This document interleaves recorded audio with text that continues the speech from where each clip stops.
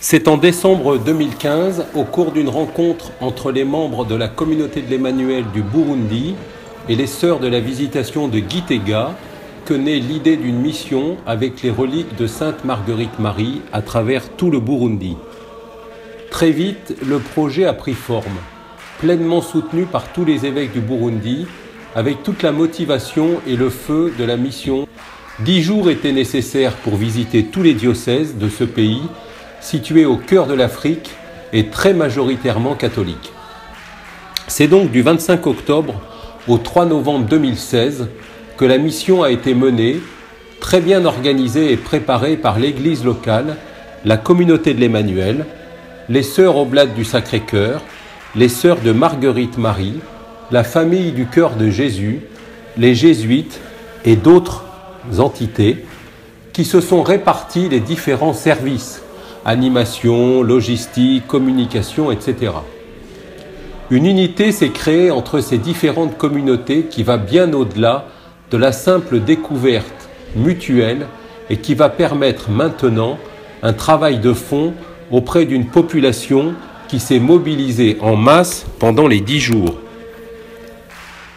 Nous avons pu visiter 7 diocèses sur 8. Nous avons visité les 4 monastères de la visitation du Burundi, à Gitega, à Kirundo, à Ruyigi et à Makamba.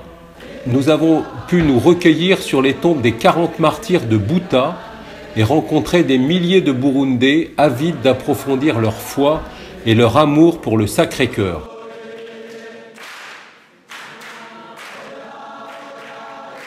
C'était une joie pour les sanctuaires de Parelmonial de se retrouver au cœur de cette mission et de voir aussi l'œuvre de l'Esprit Saint, l'attente du cœur de Jésus lui-même pour ce pays du Burundi.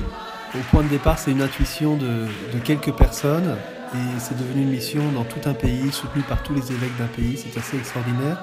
Et sur place, le Seigneur nous a montré sa présence, notamment par des petits signes comme dans ce sanctuaire du Sacré-Cœur, le lieu de la première église, la première paroisse du pays.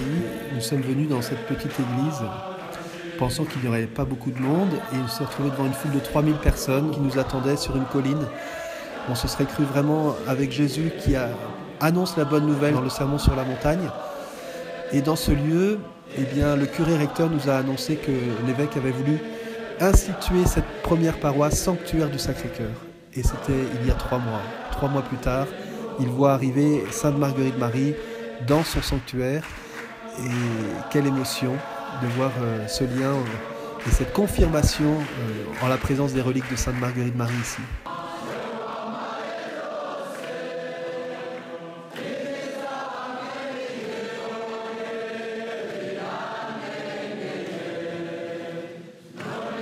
Un autre témoignage est vraiment ce passage providentiel dans le lieu de Bouta, le lieu des martyrs de la fraternité, le lieu où ces 40 jeunes garçons ont donné leur vie, plutôt que d'être séparés entre différentes ethnies, où l'une serait massacrée et l'autre survivrait. Ils ont fait le choix de tous mourir, dans une grande solidarité.